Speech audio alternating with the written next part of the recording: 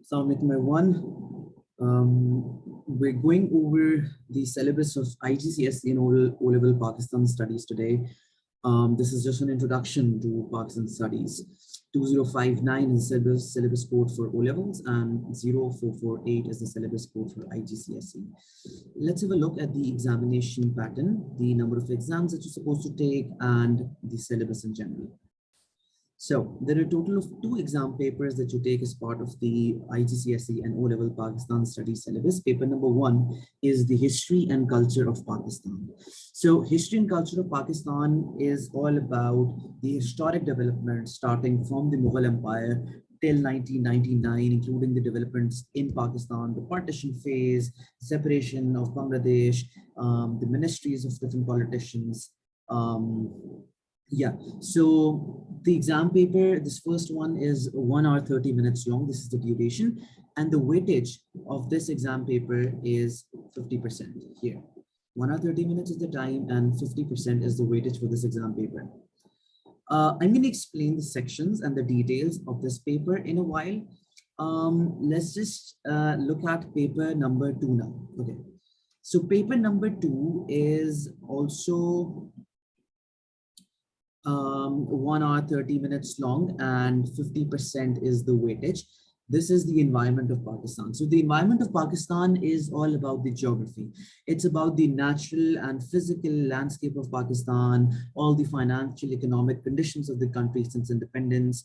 We discuss trade, population, agriculture development, water resources, forestry, and all of these natural, economical, and physical factors leading to the makeup of Pakistan in general. Okay, let's look at these papers, the example past papers now. So first of all, history and culture of Pakistan, which is paper number 1.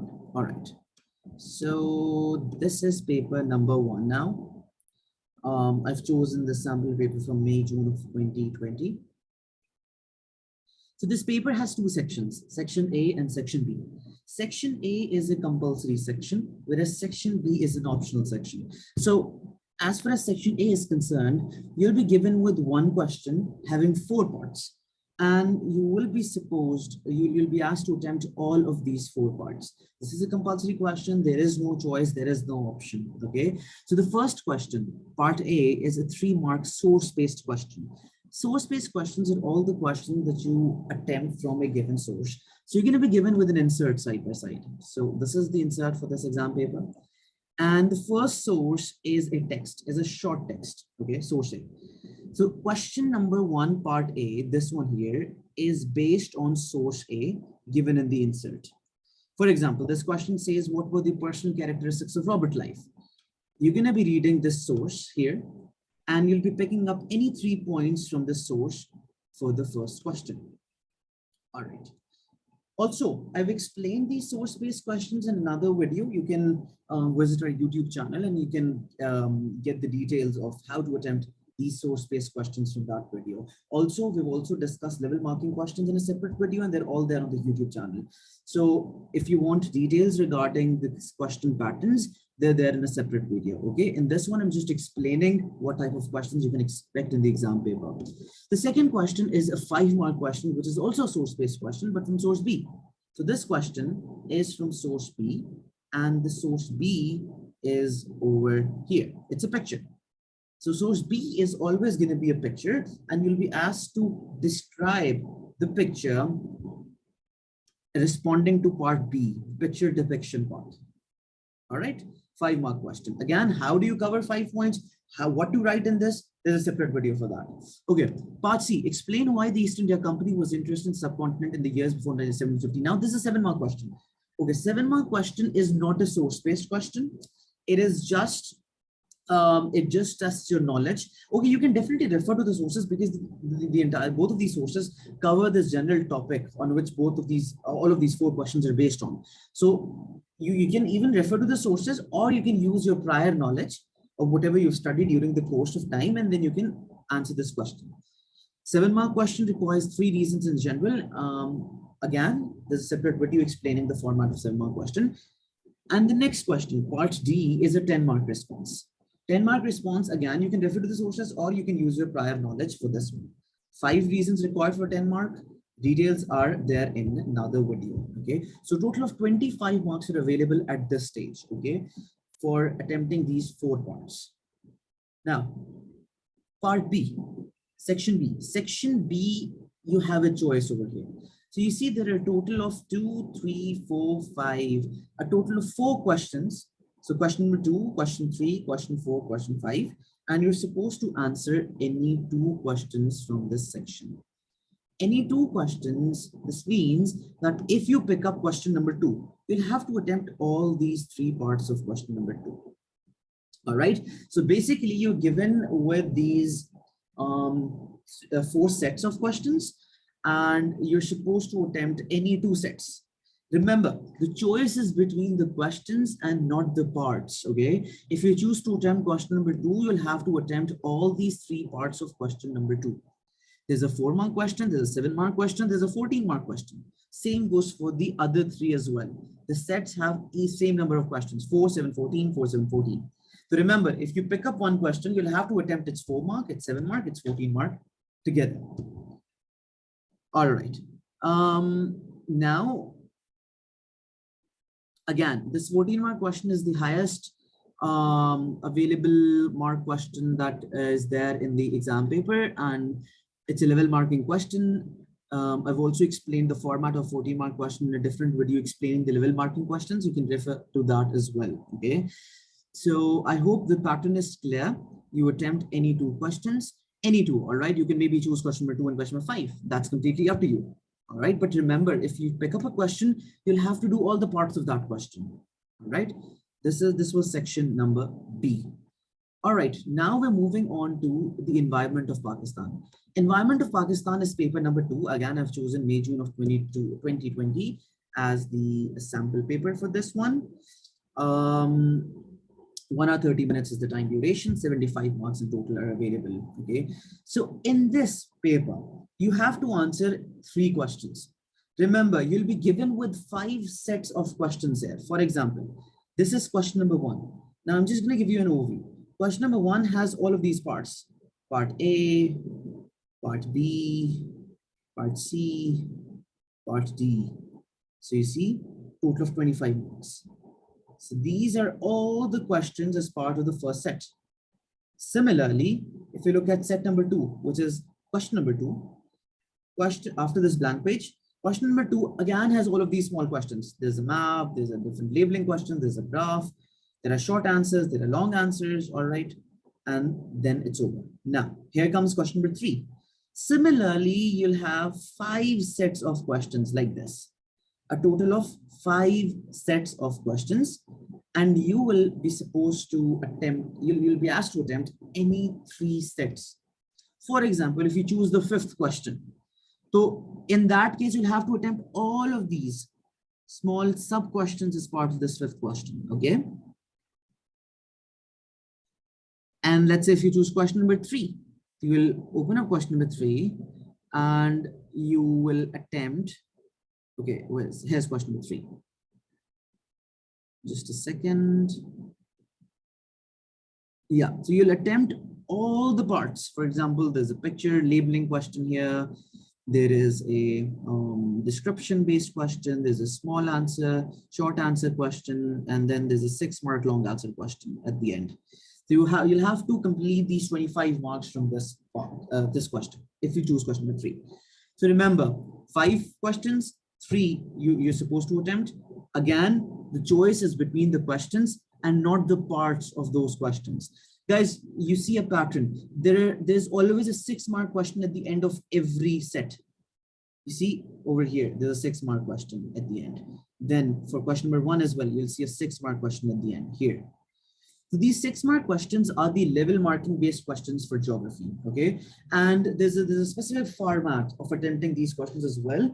I'm going to be making another video, and that video will probably be uploaded by the time you'll be watching this one, on how to attempt 6-mark questions. Okay, so if you want to understand the patterns of a 6-mark question, you can either look for another video on the channel, on the YouTube channel of of mega lecture, or you can somehow get in touch with me through our website, all right, or contact there are contacts given on the website for the administration. You can comment down below this video if you want to get in touch with me. The administration will provide my contact details to you, and then we can schedule a session maybe to go over the patterns of these questions. Okay, you need to be able to understand the maps. You should be able to explain the graphs over here. You should be able to answer these short questions and also these level marking questions. So this is all what you need to do in geography.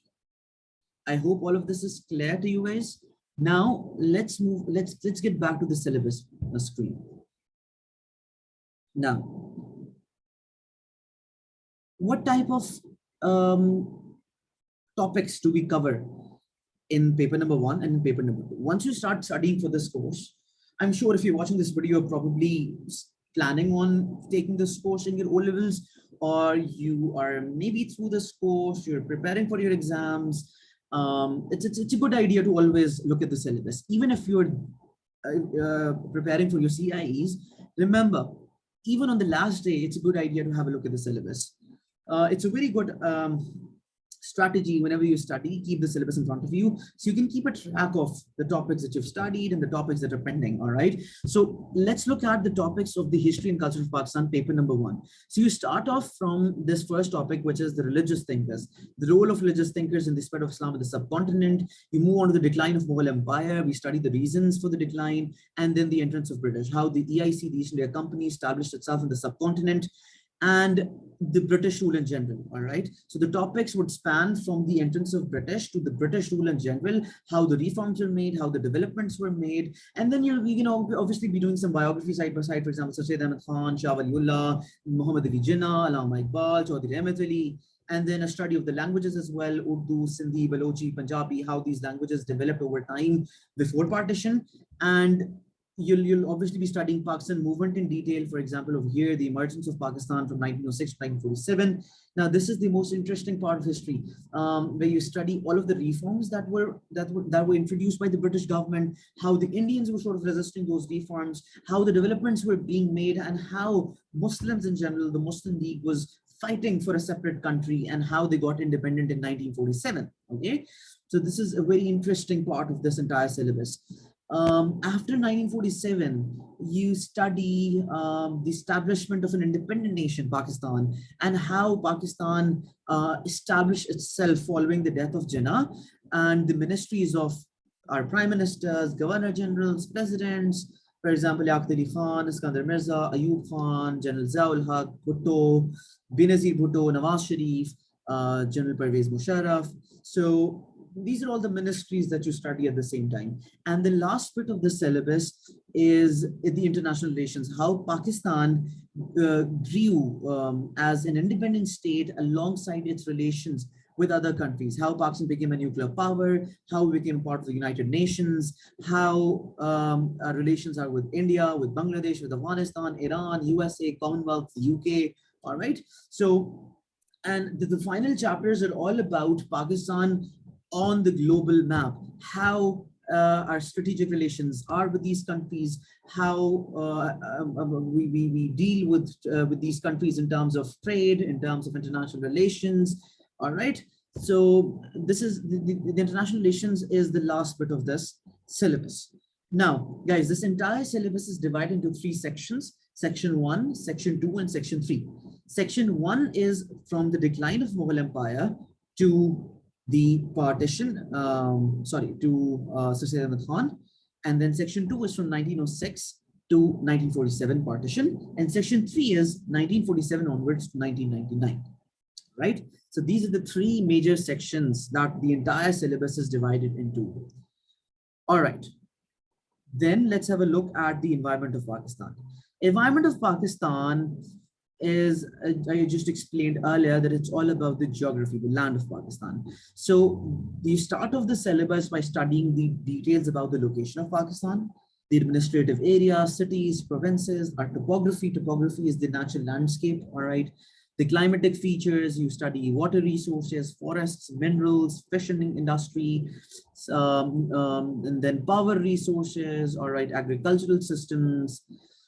In agriculture, we study all type of agricultures, livestock, um, crop farming, and then trade. Trade is a very interesting topic. It's all about the export and imports of Pakistan, the GDP, GNP, trading partners of the country, the internal, and then there's transportation systems. Transportation systems is all about the development of transport networks, for example, air transport, land transport, railways in Pakistan, all right.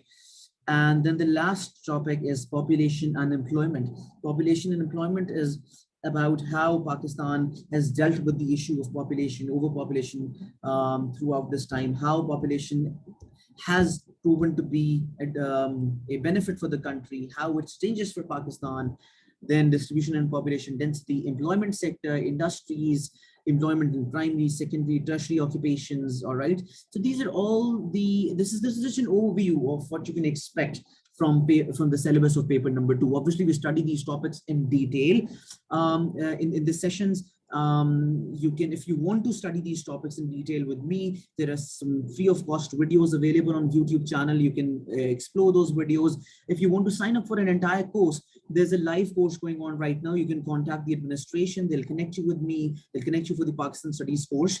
And then there's a recorded course available as well on the website. You can visit the website of Mega Lecture if you want to access the recorded course, all right? That recorded module has all the lectures. For you, it has all the notes and everything that you need to prepare for the Pakistan Studies O-levels and IGCSE exams. If you have any questions, you can let me know. You can comment down in the comment box, or you can ask the administration to reach out to me. Good luck for the exams, and I hope this video was helpful for you. Thank you for watching.